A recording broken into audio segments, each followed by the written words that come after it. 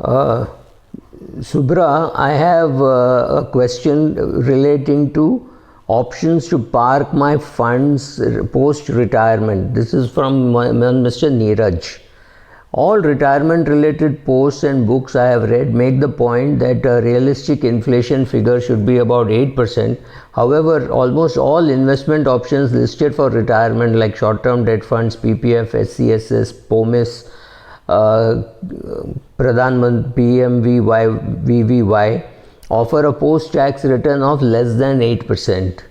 So it is a given fact that post-retirement will we all be forced to eat into our savings, and we may not be able to get inflation-beating returns, even if we want to, and if we want to be safe and be passive. Laddering and all is good, but many retired friends may not understand and may not be in a position to manage a concept such as laddering. They will want to opt for something simpler. What do you think is the solution? Well, if inflation is 8%, good chance that all your government schemes will give you 8% return. Currently, I think the government is believing that the inflation is about 6.5–7%. So they are giving you 7% in National Savings Certificate, PPF, etc.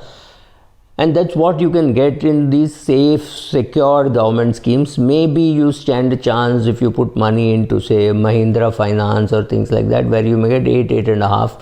Maybe HDFC will give you 8–8.5, HDFC Limited.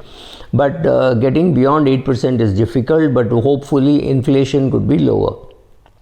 Second, since you have invested fully in PMVVY and SCSS, etc., what I suggest is if you have extra income, start putting that money into equity so that after some years you will be able to withdraw. Since you have not given your age, I do not know, assuming you're young, assuming you're just 60, let us say you're able to put away 5,000 rupees per month into an index fund for the next 10–12 years.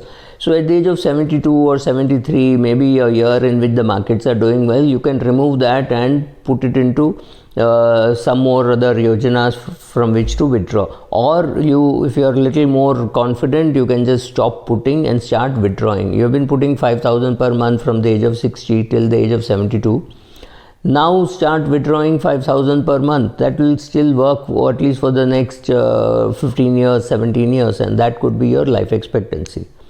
You need to have some protection against inflation, and that can come only in the form of equity. So if you're younger, if you're say 45, I think I would have suggested you start putting money into equity, maybe 1,000 rupees a month, 2,000 rupees a month, 5,000 rupees a month, because we are talking of 10–15 years earlier.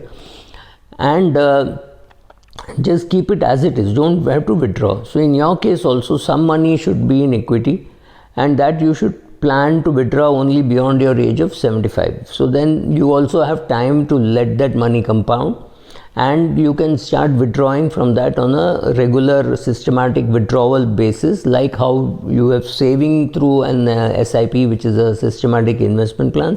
Here you could withdraw through a SWP. Thank you.